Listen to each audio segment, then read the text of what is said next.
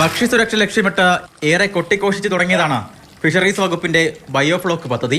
വൻതോതിൽ പ്രചാരണം നടത്തിയതോടെ സംസ്ഥാനത്തെ ആയിരക്കണക്കിന് പേരാണ് ഈ പ്രത്യേക കൃഷിരീതിയിലേക്ക് തിരിഞ്ഞത്.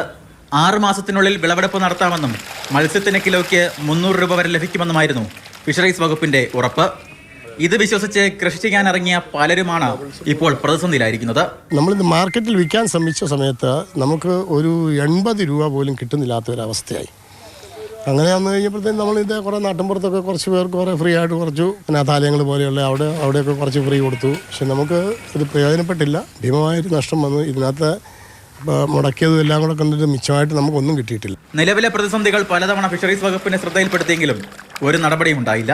ഇടയ്ക്ക് വന്ന് ഇത് സാധനം ജെനുവിനാണ്, ജൈവമാണ്, വേറെ അനാവശ്യ സാധനങ്ങളൊന്നും ഇല്ലാത്തതാണ്, വിഷമാംശം ഇല്ലാത്തതാണെന്നൊക്കെ അറിയാൻ വേണ്ടി ഇവിടുന്ന് സാമ്പിളുകളൊക്കെ കൊണ്ടുപോയി പരിശോധിച്ച് അവർ തൃപ്തികരമാണെന്നൊക്കെ നമ്മളോട് അറിയിച്ച് വളരെ സന്തോഷമായിട്ട് അവർ അപ്രിസിയേഷനൊക്കെ തന്നു. ഇതിനപ്പുറത്തേക്ക് അവരെ കൊണ്ടൊന്നും ചെയ്യാൻ സാധിച്ചില്ല.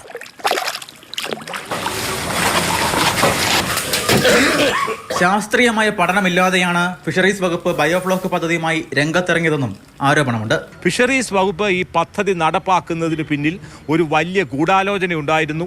ഈ പദ്ധതിയുമായി ബന്ധപ്പെട്ടുള്ള അതിൻ്റെ പടുതായും മോട്ടറും ഉൾപ്പെടെയുള്ള വലിയ ലക്ഷക്കണക്കിന് രൂപയുടെ ഒരു കച്ചവടം ഈ മേഖലയിൽ നടന്നു എന്നതൊഴിച്ചാൽ ഒരു വിഭാഗം കർഷകരെ വലിയ കടക്കണിയിലെത്തിക്കുകയും ചെയ്തിരിക്കുകയാണ്.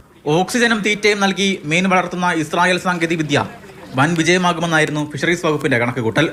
എന്നാൽ പദ്ധതി ആരംഭിച്ച് ചുരുങ്ങിയ കാലം കൊണ്ട് തന്നെ കനത്ത സാമ്പത്തിക പ്രതിസന്ധിയാണ് കർഷകർക്കുണ്ടായത്. മാതൃഭൂമി ന്യൂസ്, കോട്ടയം.